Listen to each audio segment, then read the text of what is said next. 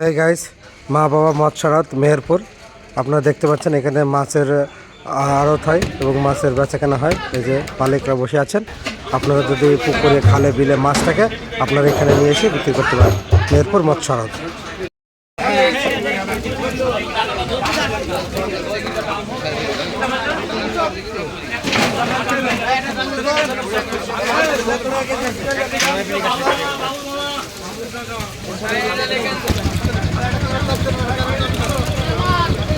আরে রুইটা তোলেন।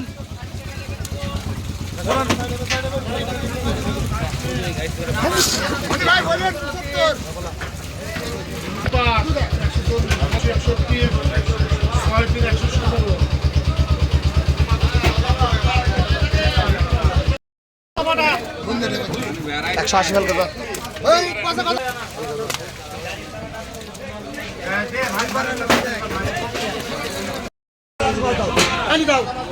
চল যাবো দেখো